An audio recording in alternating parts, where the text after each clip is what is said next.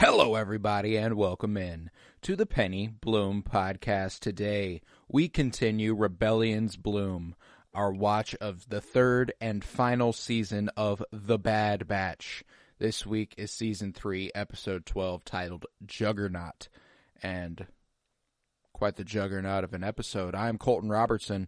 I'm joined by Joseph George. What's up, homie? Oh, what up, what up? Always a pleasure to be here. Oh, and it's always a pleasure to have you. We got a simple one this week. Mm-hmm. This is, compared to last week, I don't know, we can't expound upon the theories we've been building. I don't feel like, not much. It's just another step in the right direction. How are you feeling? Yeah, only, I feel like one little detail that was dropped, and that's basically it. But at least more refined. At least I think we know what direction we're heading in more now, instead of it being so vague. But no, I really, really enjoyed this episode. Not a double feature like last week, so it is kind of not nice to return to one episode, but I don't know, it was nice just to have a one and done in the morning, and I don't know, looked good. Had the this is the first time I've had the movie mode on my TV, just on for this as well. I don't know if that's the move, but I did, and it looks good, so I liked it. Yeah. No, I mean, it was beautifully animated. The action was really cool. We got the return of Fee, the official return of Fee. She's been around a little bit, tiny little spots, but she's in this episode, and that was nice. We got an even grander and more long-term return with Admiral Rampart here. Mm-hmm. Honestly, that was why did he get arrested in the first place? What happened in his arc before? That's how long it's been, honestly. I believe that I think this was season 1. He let them go or something like that, and then the Empire found out, and then it was nothing that was friendly to the Bad Batch. Okay. It was the Empire fucking him over for being they're the Empire. So I think it was. I can't recall off the top of my head. I feel like it was you know too much, you've seen too much. I feel like he might have destroyed Tapoka City. Outside of their authority. I think that might have just been something he decided to do. I can't recall off the top of my head exactly why he ended up in an Imperial labor camp. But yeah. Oh wait, no, didn't he kill a fellow officer at some point? Remember when he shoots a guy and he falls over the edge of a Ryloth. Oh, he's in Ryloth, I guess. Kamino's Traitors, Fate of Kamino, dealing with Wilco, stationed on Coruscant. Arrest. He was arrested because the Senate, it was one of the last things the Senate was kind of capable of doing. It was for destroying Tapoka City. The Empire used him as a scapegoat, and the Senate had him arrested. And was it Kamino they blamed on him? Okay. Yeah. That's when Ryo Chuchi gets in the mix, and she kind of spearheads the arrest of him. So Omega's there. She's on the Senate floor. She looks through. She sees it happen. That whole thing. Man, I need to rewatch the earlier seasons, man.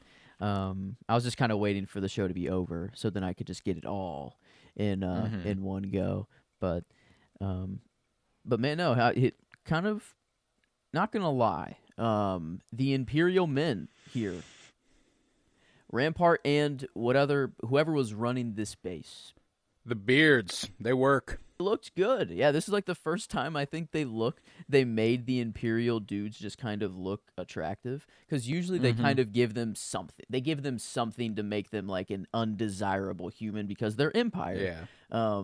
Either they're dorky or I don't know, something. But no, this dude just kind of seemed I don't know, just the most normal kind of Empire guy I could think of. Normal looking, yeah. Yeah, no, it's been a while. There was nothing to this guy, though. That's what I mean. There was... No, yeah. He was just holding it down. He was trying to hold down the base. The base gets overrun. Well, fuck. But Yeah, no, I liked the beard. The beard's working for Rampart. The messy hair's working for Rampart. I loved that. He's got the disheveled look on Rampart's a good one. I did enjoy that a great deal. Man, and some just great voice acting as well. Like I think he just Mm. his like whenever he I don't know, they're just going back and forth and I think Crosshair's the one to say like you're not in any position to whatever. Make demands. And he's like, "Oh, well I believe I am," or something. I don't know. His deliveries I thought was really nice, but man, I'm just a sucker for some Jimmy Simpson. Is that his name? Feel like Yeah, with Hemlock. man, I just I don't know. I'm a sucker for Hemlock anyways. I'm locked in whenever he's on screen. No pun intended there, but I love just the voice acting here. It just feels so like every person knows their character so well, and there's even facial reactions. There's like sighs. There's I don't know, things that I feel like don't happen in normal other just animated shows. I don't want to put like just because it's animated to put it down on a level, but just the other animated shows we got. Like it feels like there's more into each of their personalities. Like there's more thought, it seems to me.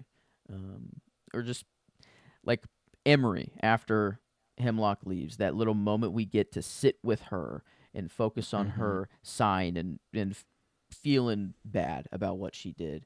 Or I feel, oh man, there was one other one that stood out to me that was kind of just where it let us just sit with the person.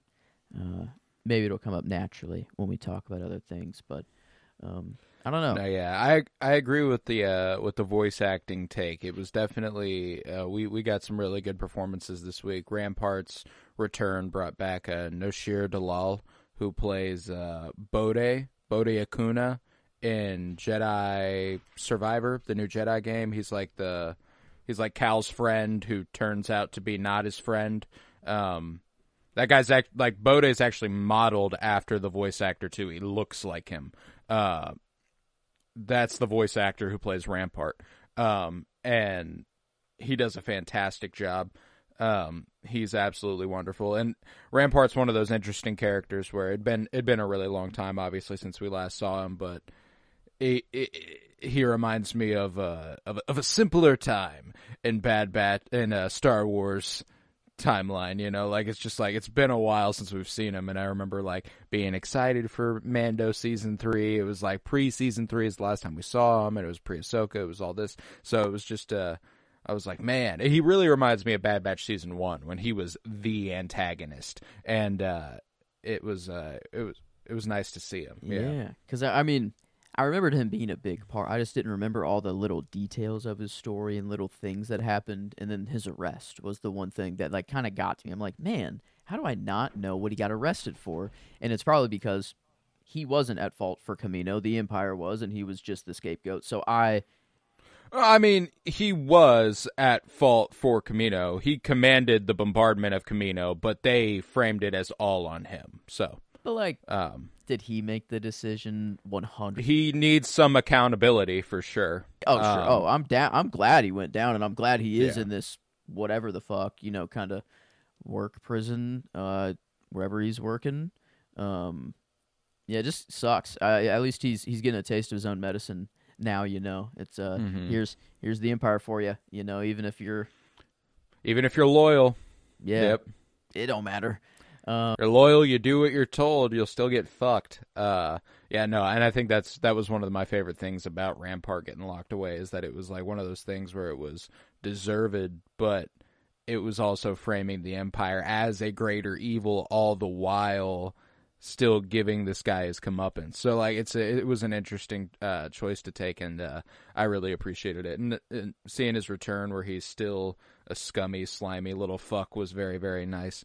What do you think they're planning to do with him? Do you think they have kind of an arc where he realizes how shitty the Empire is, and he's like, damn, man, I have been wrong? Do you think we get that, or do you think he kind of remains his, I'm going to be selfish and have the best, you know, just do whatever is best for me for the rest of it? I don't know. That's there's kind of a 50-50 there when it comes to like the history of this sort of character archetype. It's like it could either be Fulcrum. he's Look like, who became Fulcrum.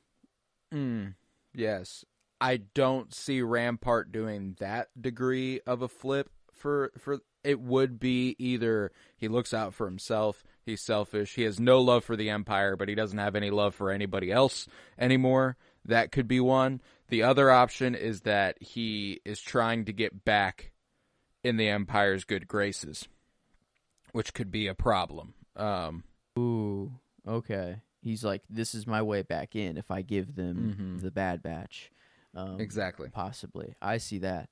Because the only reason I bring up maybe a flip is because whenever he's working down there, he's like, man, the bell should have rung by now. Like, we should have been off by now. You know, he's getting kind of fed. Like, I think they're showing him fed up with his current situation. And when he gets in the transport, you know, maybe that was the other one. It's just whenever he gets in the transport and he's all just, you know, very defeated. He realizes his, like, situation, you know, sort of thing.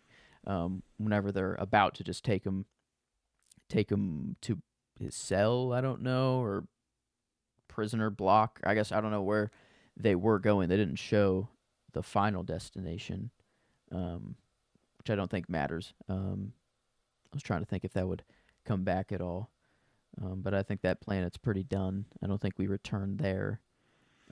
Yeah, no, I doubt it. Yeah, I mean, I appreciated the take that this had on, like, forced labor. It felt like, you know, even when they freed, when they're like, when they get Rampart and they're like, fucking Wrecker's like, well, what about the rest of these guys? You know, it's, you know, there isn't like, we plan on getting out of here, we can't kill these guys, and they're not free, you know, like, they're still on the planet. They didn't even take their handcuffs off, which, I mean, you know, time was of the essence. You know, that this isn't their mission. Let them fend for themselves. You know, I think that's the best thing they could have done, is just let them free. Also, work to a distraction for them. You know, they were like, all right, that'll buy us some time or whatever. I think Wrecker says, and that's what the Empire focuses on, I guess. But then it's kind of very clear whenever they're charging straight at, you know, the bridge with the Juggernaut firing. Yeah, very clear who they're fighting against then. But who needs to be the focus? Yeah. But no, I thought it at least nice to include it in the episode. Just it could have just been Rampart and that transport, and that's it. And then they could have got him out or whatever. But they filled it up with others, and they freed him. Yeah. So that other transport that they like destroy and roll over the top of. Nobody in there, right? There's nothing going on there. I guess I kind of assumed this was kind of like we're in battle mode now, so these are all troopers in there, you know, sort of thing. Like, we're using this not as a prisoner transport, we're using this as a retaliation, you know, we are. But yeah, I guess if they had to be reset they had a new task given to them amidst this whole thing. Now, they didn't blow that thing up, and it was a strong, right? Or no, because they used it as a ramp. So they used it as a ramp, which was dope. Very cool part of the episode. Loved that shit. They're fine. Just a little nap. They'll be taking a little nap for a while, maybe. Hit their head a little bit. But yeah, no, that the whole trying to get Rampart back was definitely sort of a classic Bad Batch mission. And I appreciated it because, I mean, earlier in this season, I liked the one-off episode where Hunter and Wrecker found the kids and they, you know, like, had to fight the jungle sort of thing when they were looking for Tantus and stuff. I like the one-off we're looking for Tantus episodes, and I feel like I get why we haven't been doing that. We haven't had a lot of time, but I liked that we got another. That was kind of something I was looking forward to this season, and then it very quickly got taken away from us when Omega and Crosshair escaped earlier, which, hey, cool. But now that they're back, it's at least this one episode, probably another before they're actually there. And I guess not much of an argument. Kind of, it was brought up, you know, I think Wrecker was the one to even say, like, I can't believe you let Omega leave on her own, you know, and Hunter kind of agreed, but he wasn't like, yeah, Crosshair, what the I kind of expected it to blow up a little bit more, but they, I think they were just kind of like, well, we need to go, like we need to find her. What are we going to do? Well, and there's an interesting thing here too, where it's just kind of like Hunter must understand that since the transports are going up, that they have Omega, that they got Omega. Yeah. It's not like he gets informed of that. And I think it might have been off screen. I think they did link up, and then he went back out to check what was going on, because it seemed he kind of the impression back. I got. Yeah, and then because I guess I would have really liked to see that first interaction they had. It felt like they were leaving it, like last episode. It felt like they were leaving it in that way, on purpose, but that's all right. I guess I'm gonna have gripes with the show. It's not gonna have to go normal. exactly how I think it should go. No. And I mean, like, that's it's a small gripe, but it is one that was an interesting little kind of breeze over a difficult conversation that I think could have been good. Mm-hmm. Yeah, because I don't know. I feel like Crosshair's made enough development in this season to be a bit distraught.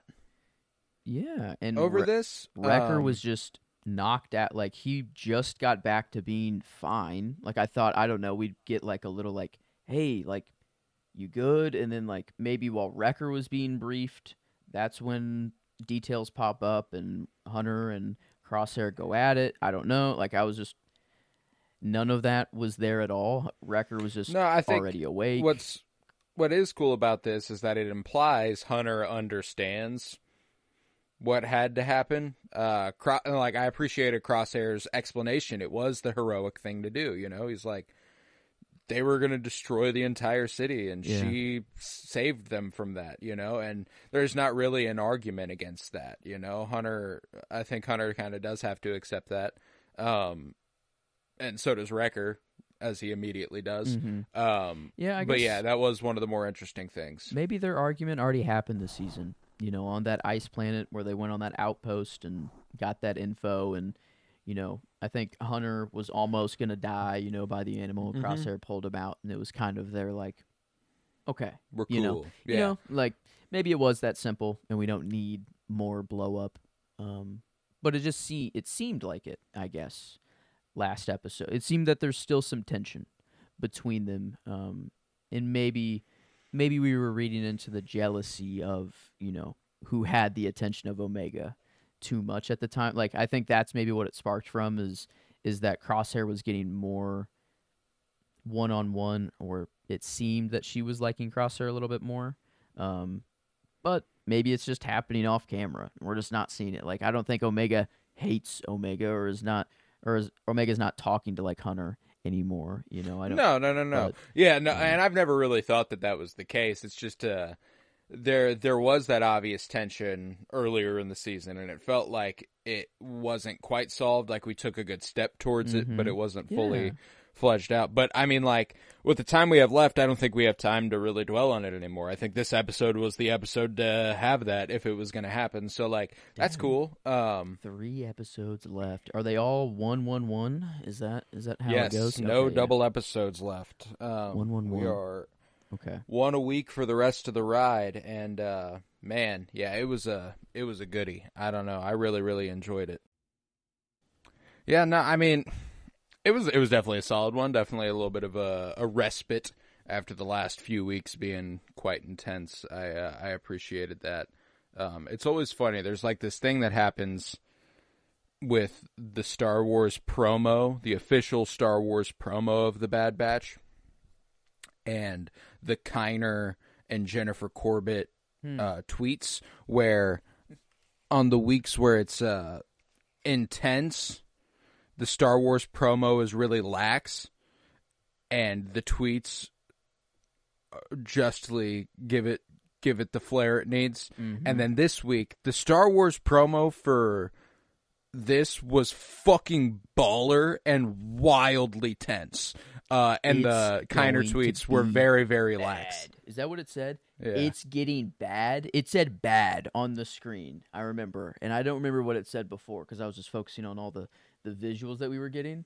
But I remember it just bad. Oh, bad batch. I guess it could have. Yeah. Oh my God. Hello. I thought Yeah. I thought they were trying to like say like it's going to get bad. I thought like it was the end of something, but then now it just hit me like, oh, I'm watching the Bad Batch. The Bad Batch. Hello. Yeah, no, but there was a part of that little promo that it was for the last 4 episodes. So they got away, like it's not just for this episode. Mm-hmm. There's a couple of things in that promo that do not happen this week that look fucking fire. There's a moment whenever someone I think it sounds like Rex tells Hunter to abort the mission, and he goes, "No." And it's just so fucking pimp, and I'm not even sure that those are actually happening at the same time, It could just be cut together like that. But, like, that part of the promo got me fucking wild. At dude. least I was like... the way Hunter delivered that line,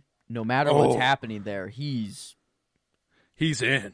Yeah, like, it's something for Omega. It has to be, like... I don't know. Like, there was that. There was, if we all go in there, we're all not making it out. And I'm like, God damn it, Obviously, we knew we're going to get some deaths, it's going to happen, but that line just makes it a little ultra clear. Dude, was it in the episode or was it in this breakdown? The shot of the cruiser just over Pabu. Just like chilling that there was in the this tower. one. Oh, it was. Oh, that one made me not feel good. That shot, like it. I don't know. I think it's if they return to that shot, there's only one reason they return to that wide of a shot with a cruiser in the air and then the island right there, and it's going bye. But this tower, I don't know. The tower looks too much like the Scarif Tower, man, or the island of Pabu looks too much like the tower. And I don't want to just say it's 100%, but man, I think there was something I noticed this week about the like literal shape of Pabu that I don't know why it's never really clicked with me. It looks a lot like Tantus.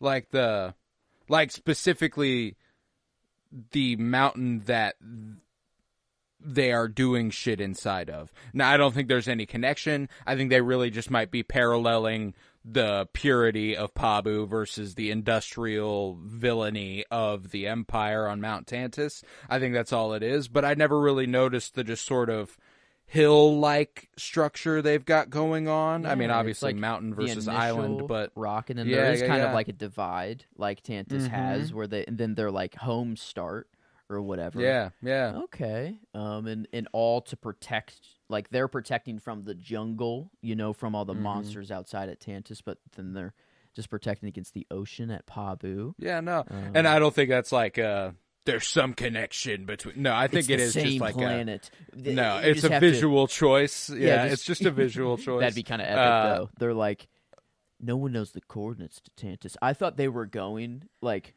for a second there, I thought they were going, it's in the fucking Thrawn universe type shit. Like, this is, we're in the other galaxy. And I'm like, okay, I'm glad. I'm glad that it was. It's just that thought hit me whenever they're like, no one knows the coordinates to Tantus, and I'm like, but okay, it's but nobody knows nobody knows the coordinates for Exegol or Octu. That's stuff you have to like hunt. There's so maybe it is some sort of wayfinder situation. But I could see that, and that's how the transition to Exegol. Well. Exegol already exists. I don't think it is Exegol. Yeah, I don't think it is Exegol. Their base, their headquarters is Tantus now, and then maybe Tantus just gets fucked by this rebellion or whatever, and they need to go move all their scientific research to Exegol. It's their next, even safer Sith base. But right now, maybe that's what the red Oh, that'd be kind of cool. Cuz what did the way like the did it just track Exegol? I guess we don't know how those work at all. It just Not strictly. They're navigators essentially. I don't think it's like tracking Exegol. It's like a map. It's just a that's physical true. It 3-dimensional tells map. you Like it shows everywhere you the you way. need to go. Um, Okay. yeah, but yeah, no. So I'm interested to see what that'll come to. But that's just kind of it's a real simple one, man. There isn't much to go on Yeah, here. I I thought mean, that I even took down the Hemlock 'cause quote, and there's like nothing in there other than I think the last line of him just saying, "You're a vital piece of our work here." Omega's asking, Who are these three children?" And Hemlock responds, "They are the rest of the puzzle, and this is your new home." I think it's yeah, like they are trying to make a Jedi army. Here's three. We have Omega. We have three Force sensitives. Let's clone as many of these Force sensitives as we can. Just Omega's the glue, and then here's the M-count specimens. But then I what think are the they're Rey? trying to set a precedent for being capable of cloning force sensitivity. I don't think they have interest in cloning a force sensitive army. I don't think that's something Palpatine wants. I think Palpatine wants a force sensitive clone of himself. Yeah. Just I mean, maybe they could be going towards force sensitive army thing.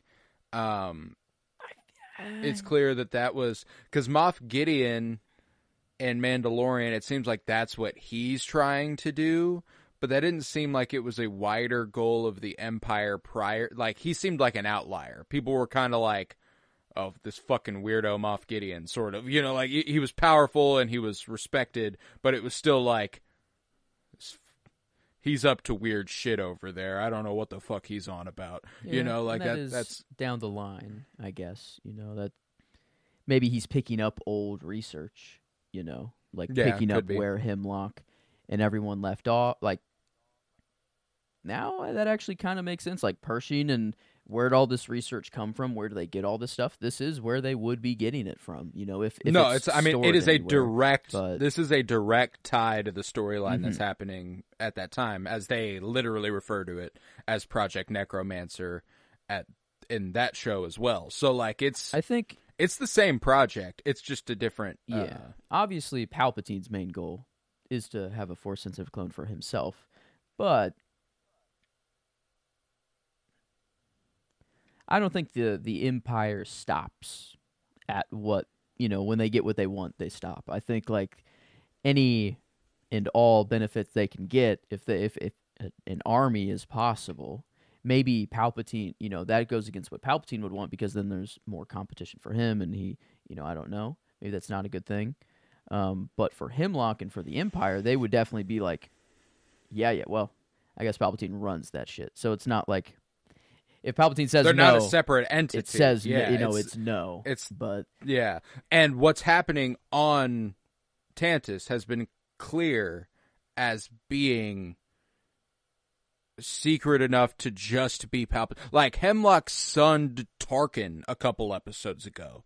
He was like, yeah. "Sorry, Tarkin, can't talk about it. You can't know about it." Like if it's an army thing, Tarkin knows about that shit. That's fair. That's fair. It's Hemlock is just scientific. It's just research. That's all. Yeah. All he does. No army. No none of that. Okay, I'm behind that now. That was kind of where my head's at because, like, I mean, just on the principle of like the Sith and the power angle of it. Like, I just think that Palpatine, he wiped out all the Jedi to prevent a valid concern for him. I doubt he would, because like also the clones have proven to be some loyal, some not. You can't guarantee that just because you clone them and put an inhibitor chip in them that they will remain loyal. Like there's just too many unknowns, I think. This is crazy. I don't take much belief into this, but I'm throwing it out there. They killed all the Jedi. The light has seen a massive drop, And if there's a balance there, it is crazily out of balance right now. And Yeah, maybe, no, 100%. maybe in doing that, since there is so much less light, like it counterbalances itself. So like maybe Palpatine isn't as powerful as he once was before because there is just so much less light. So he can't. I don't know if that's a dynamic of the Force, but maybe he's like he just wants more power, and he realizes that there needs to be more Force users for that to happen. So he just creates them, but doesn't let them go. Maybe just creating as many as possible, keeping them in a cell or whatever. Maybe these are the bodies in the caskets that are sent off to the other universe that we see in Ahsoka. They've just been pumping out Force sensitives to increase the Force in the universe so that Palpatine can get stronger and stronger and stronger, just not by like sucking their life force or whatever, by just literally introducing new Force sensitive life. Yeah, I don't. That's crazy complicated for them to like try to explain in 3. Maybe they could. No, and I mean, like, you're also talking about something that's pretty long term. If it's going to tie to Ahsoka, like, if the farthest it will go in this show as far as confirmation towards that theory is if we get confirmation that the fucking caskets we see in Ahsoka are these caskets. They do share a resemblance and they seem like a similar thing. But like, I don't think we'd get like a full explanation of what they are and why we're doing it and how it's going to happen and all that, because that's still ongoing. There's all sorts of stuff that, like, when it comes to doing this connected universe thing, it's very difficult to decide what is most important to each thing. Like, that reveal is an Ahsoka reveal to me. Yeah. Right now, the big concern for Tantis is Omega saving the clones, that side of the story. I think that, like, more than anything, what we're getting on the Force side of things this season is more to tie in with the later stuff with Project Necromancer.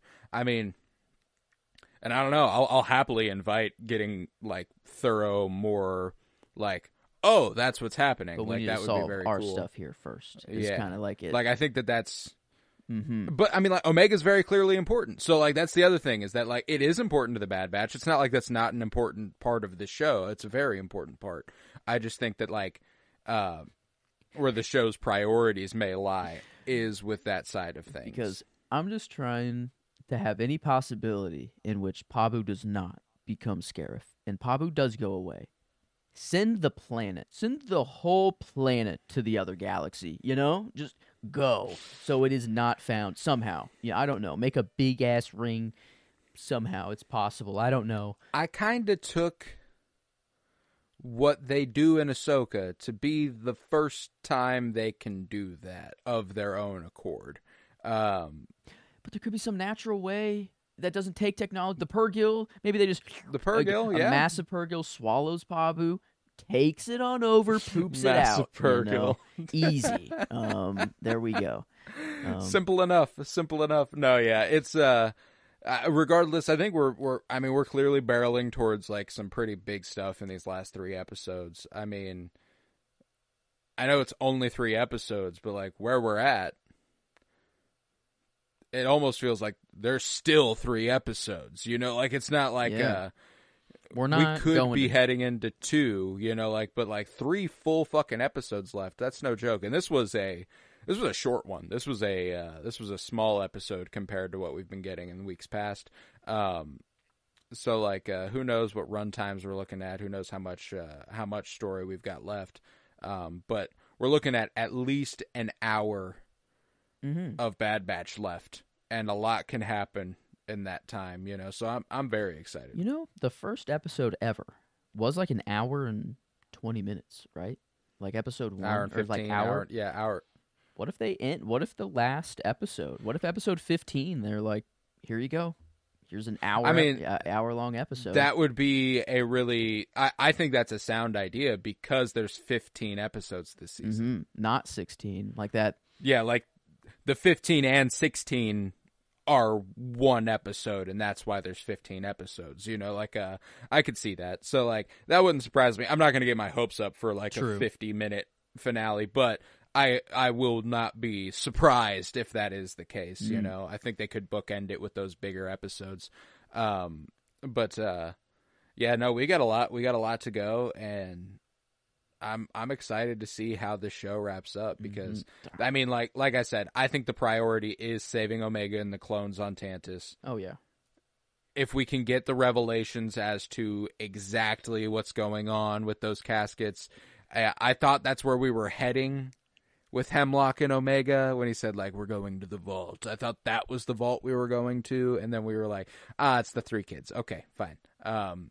That's that what's was kinda... more important. I don't know, the live people, not the dead ones. I think is just kind of source blood that they can draw if they need, but the live blood, regenerative. Like I think that's why these 3 are much more important to them, I guess. But Into the Reach next episode, I feel like this is just finding Tantus, locating Tantus. If I had to make a guess, it'll end with them arriving to Tantus next episode. And then 14 is the start of whatever's on Tantus. 15 is the end. I feel like once we get to 14, we're on Tantus and we're not leaving. I feel like I don't know. I feel like once we get back to Tantus, I feel like not much more can happen until it's over. Yeah, no, we're going Tantus and then a epilogue, whatever the after Tantus couple minutes is. It's not it won't be a super long time. But yeah, I'm with you. Yeah. I think that Saj has got to pull her saber out at some point. We see that saber get pulled out, and did she? No, she did in the cave. I guess she did. Was that the same shot? Was that the same shot in the trailer though? I've had that thought. I think so. I'm pretty sure. Felt like she was. I mean, battling off a battalion's worth of gunfire though, not just. I don't know. In the trailer, it felt like it was like in a jungle too. It felt like it was in a like trees were behind her or something. It felt like it was on Tantus. I don't know. Might need to revisit the trailer there because I don't really remember. I just kind of assumed it was already what happened. Yeah, I mean, like, if Asajj is actually working for the Path, if that is actually something she's doing, as we don't know, if she has any tie to that, then the reason she would come help on Tantus is not for the batch, it's for the 3 Force-sensitive kids who are in the vault. I think she's also the Night Sister connection. If there is a connection to Ahsoka, she's the good side of it. She can be the person who explains what the fuck they're doing. Like, if Night Sisters are already working on Project, I don't know, maybe that's not part of the picture yet. Maybe Night Sisters are a later part of the game, and that's Thrawn. He makes the deal with them. Seems even clearer in Tales of the Jedi that that's what or Tales of the Empire that's what happens actually. So maybe I will hold off on that. But I feel like if they do connect it to Ahsoka, which is what was said before the season even started, is this show connects everything. It connects the sequels. It connects Ahsoka. It connects Mando. It connects all the things. They're going to do that. Maybe Necromancer is enough, and we've already got all the connection, and that's all it is. I feel like there's something coming where it's going to be like, oh, that's what Palpatine's been doing. Like, that's what's been going on this whole time, sort of thing. Like, while the Final Order was being built and all these battles, like, maybe they're just pumping out Force babies the whole fucking time. Like, and maybe they're still there. Maybe, like, it's not, I don't know. Maybe that's their way of being like, it's not over. There's this zombie Jedi army that Rey will have to face. It's not just, it's an undead army. I don't know. Something crazy. We got undead I don't troopers. know. Do we get undead Jedi? Yeah, no, that would be cool. That would be cool. That's the thing, is that, like, there's just stuff that within this show I have a tough time with the scope of it. Like, it's pretty grand. It's galaxy implicating, and I could see it taking it there. But the heart of the story is very intimate, and I feel like we're barreling towards an intimate finale. I do think that we've done enough to connect it to that stuff simply by dropping that they are working on Project Necromancer at this time. We don't need any revelations as to, like, we know what Project Necromancer is. We don't know the ins and outs of it. You know, we don't know that, like, your idea where they're like, we're doing this with we're cloning a bunch of Force sensitives. That could be a thing, but I don't think they've done anything to give me any idea that would be where they go. So, like, that's, I would invite some big sort of twist about Project Necromancer coming in the next few episodes. But I think that this show is going to focus on why Omega is important to it and why they need Omega to... I mean, like, do you think Palpatine shows up in the last 3 episodes? Do you think Palpatine's on Tantus here soon? Mm-hmm. I think now that Omega's back, like, in Hemlock's confident, you know? Like, he's so confident. He's like, yeah, I'll show you the vault. You're not escaping again. Where's Nala say? In a cell. She won't be helping you escape again. Here's your new home. Now you're in a cell. You know, like, I think Hemlock he's like, nothing's going to happen. They're not coming back. No. We can't be touched. So, like, I think he tells Palpatine, like, hey, it's a go. Tests have been confirmed. We have everything we need. We just need you now. You know, I guess he is the only other piece of the puzzle. And having just three Jedi, though, is what? Just redundancy, you know? Or M-count to stack up to Palpatine? They're going to take all 3 of these kids, you know? I think that these are the final like, the idea that you had for them pumping out Force babies, I don't think that's necessary. I think they are going to try and clone these kids and match their M counts with Omega to see if they can replicate them as Force sensitives. I think that, like, that's why they're important, is because they are the test subjects. They are who will be getting, like, they are who will be getting turned into Force sensitive clones to see if that's possible. I see. So they'll test Omega with each of them, and if it's a success on all 3 of them, then they're like, okay, yes, we can clone you, Palpatine. Like, we can not just clone one Force sensitive, we are cloning all, you know? Okay, I see that. I guess I was thinking that, like, at some point, they will not be alive anymore. Like, the kids and... No, like, and they had won't to be used for the process, you know? Is that... I guess... I'm willing to bet they create the clones, they test their Force sensitivity, and then those clones get fucking killed. Like, that's... Like, that's kind of the... At least, in my head, like, if you're the Empire... that's the test at this point, is seeing if you can replicate Force sensitivity. You have 3 Force sensitives, you have the binding agent. Okay. Let's create it, you know? Okay. I will throw it out there. I have no idea how it connects, but I'm going to say that the monsters, creatures, and jungle has something in store for us on Tantus. Batcher, I'm sure it does. Why all those animals were there. They're either keeping something out, or they're testing even more with creatures. Maybe they want to make Force-sensitive creatures too. I don't know. That's what I don't know where it leads, but I'm just saying that I think it'll come back in some way. Yeah, no, I mean, like, I'd be willing to bet that when we get to Tantus, they're going to have to get to Mount Tantus. They can't land on Mount Tantus. They're definitely going to have to face down some creatures before they can get there. That's just a guarantee. They turn the creatures on to Tantus. Hunter, okay, maybe that's my bet. That's what I hope happens. That's when Batcher stops being a liability. He talks to his homies and is he like, turns back. He wake gets up on a hill, smell the roses, motherfucker. He has his Timothy moment. He gets up. Long live the fighters, you know, and they charge into fucking Tantus. May thy knife chip and shatter. Yeah, he's standing up and he's letting the other little doggy guys know it's time to fucking ride. It's happening. It must. We're gonna wage jihad against Mount Tantus. No, it's the cavalry has arrived. It's not Vader. It's not anyone we're thinking. Batcher and the fucking animals, dude. Yeah. Yes, that would be hype. I mean, like, and that would just like that's more feasible than any theory we've thrown out there because that is at its heart nature what Star Wars versus... has always been about. Yes, nature Oh. versus the Imperial machine. Like that is ultimately what this stuff comes down to most of the time. Maybe they go through all this effort and it's like it's still not working. We have everything we need and it still doesn't work. What the fuck? And they're just like, what the fuck? What could we be doing wrong? But they're not thinking that it's like it has to be natural. Like you cannot force this. This is something you cannot force.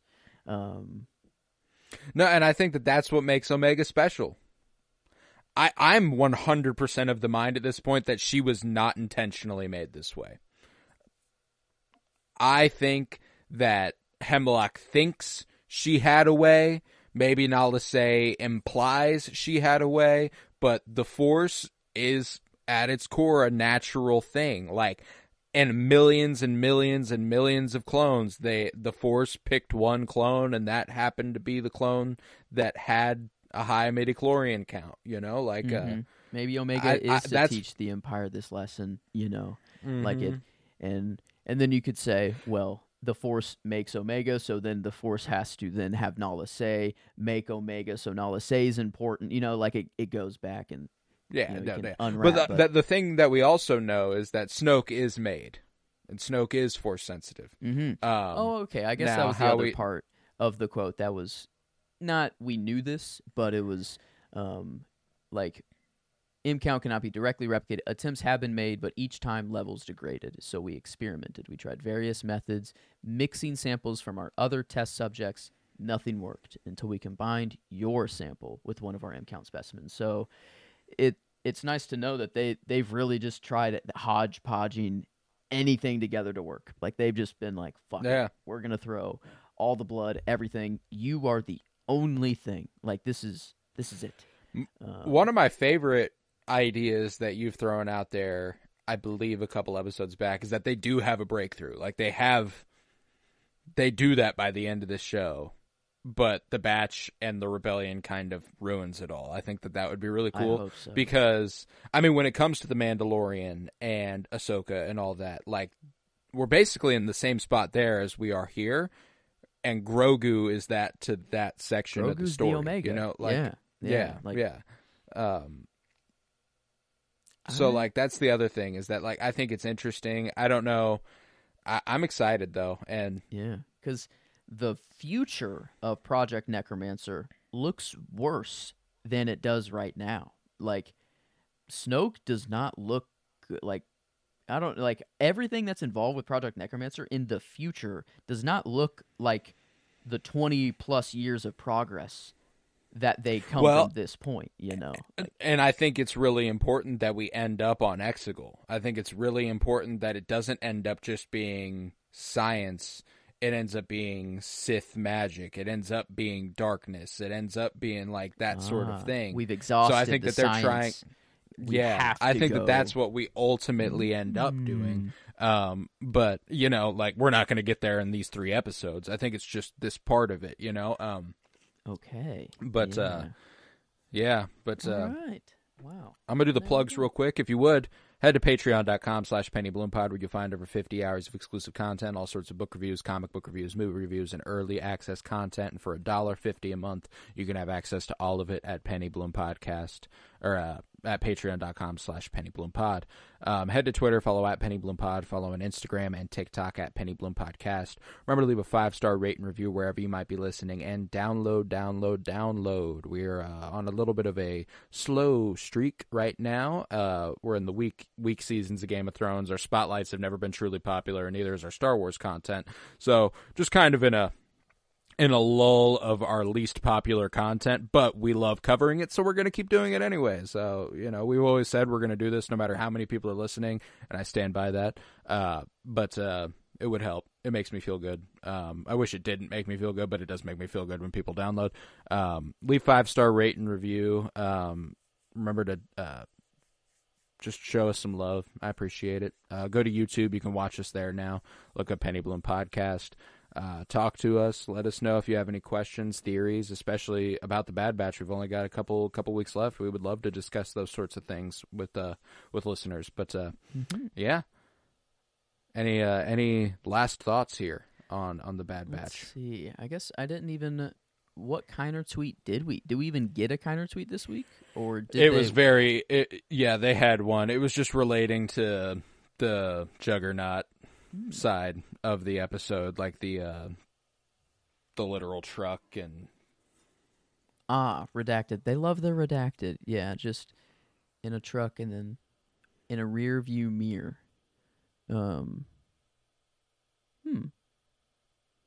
Objects in mirror. just maybe. a chase of some sort. They redacted the wheels on the tank. Maybe just to show that they shot out the wheels.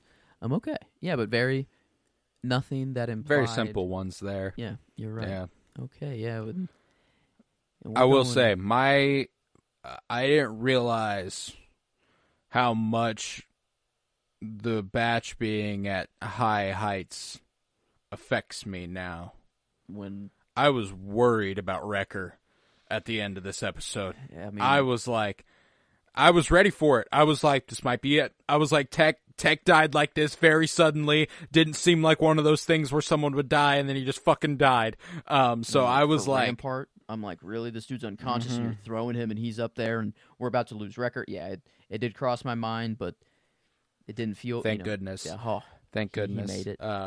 He made it. But yeah, man, it was a good one, and I can't wait for next week. What's the title next week? Into the Reach. That's right. Yeah, I'm with you there on what your theory was. I think that either by the end of next episode or the very beginning of 14, we are at Tantus. I think that that's a sound theory. Into the Reach. It's just into like space is like the only thing that Halo. It sounds very Halo. I guess Halo Reach. But like, what else is the Reach? What's a reach in other context? I don't know. The seat of the Baratheons. Okay, so we're getting Game of Thrones crossover. That's really cool. They're gonna head to the Reach and seek the help of Highgarden. I think that's a very good. I think that's a good possibility. Okay, so we're in a galaxy far, far away, and we know that the other galaxies exist now because of Ahsoka. That's what they're getting in. The Star Wars multiverse will start next week. Be ready. Anything and everything. And I mean, like, it's perfect timing, as next week we'll be reaching the Thrones finale. And, Thrones finale next week, Star Wars Game of Thrones crossover we're covering next week as well. So, like, I think that makes sense. I think that, that the universe is designed around us. It seems like so. I think it seems like it sometimes. So sometimes, but no. Before we part ways here today, I wanted to get music of the weekend.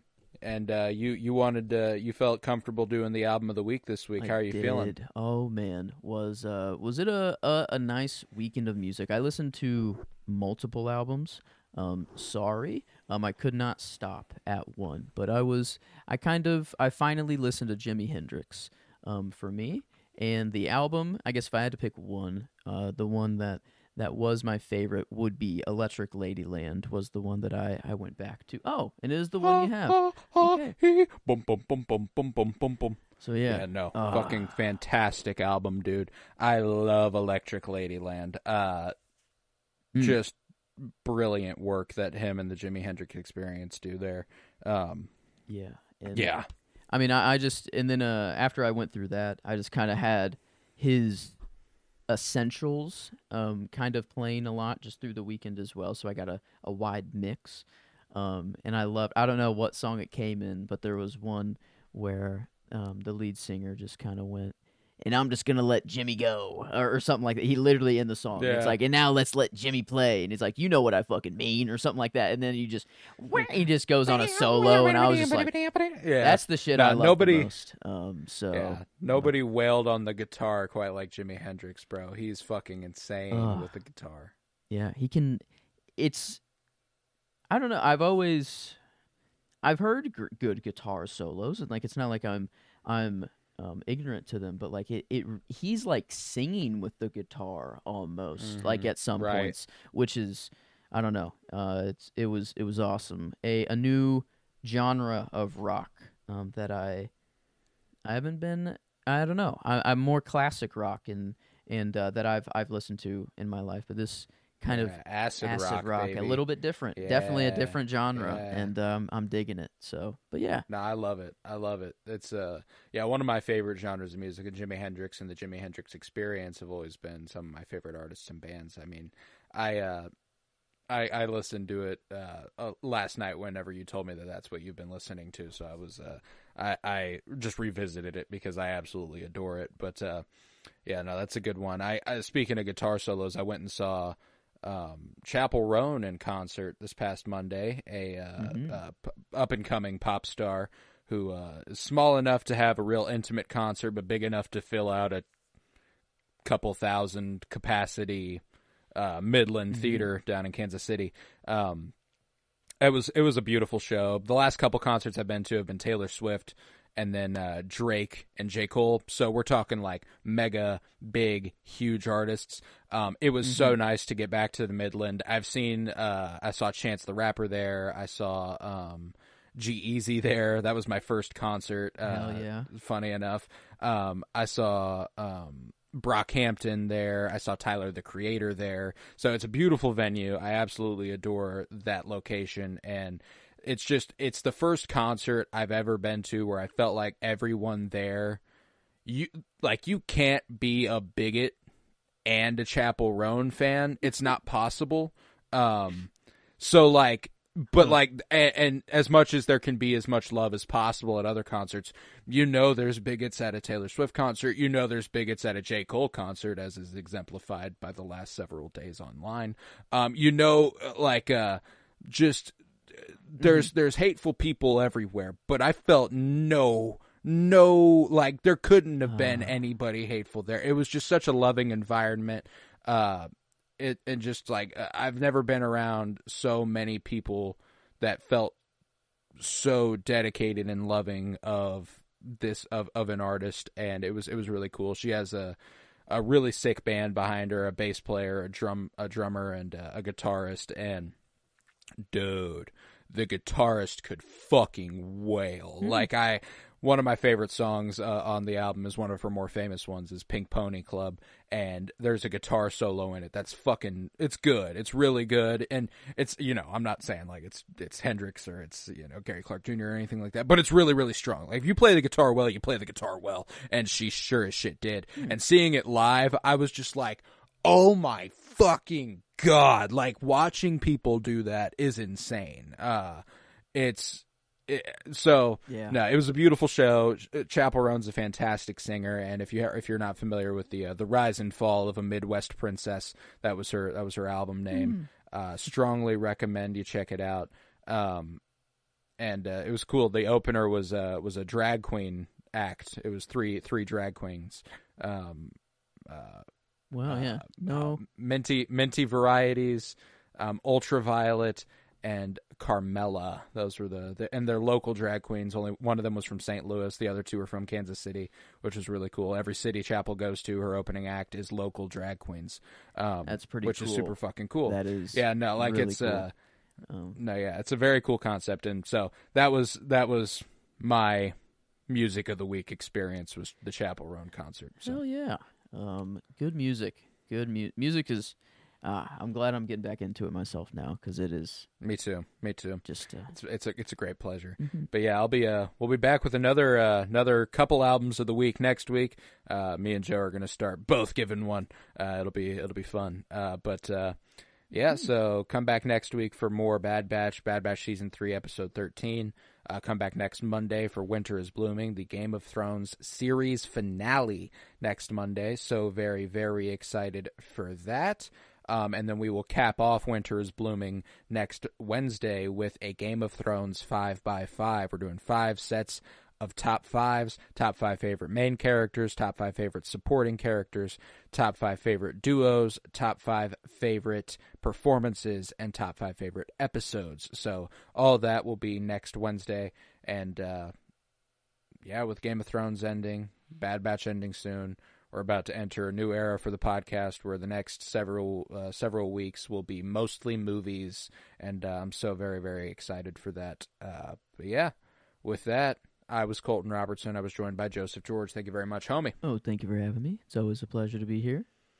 Oh, and it's always a pleasure to have you. And remember, peace, love, and bloom, and always praise the Bad Batch.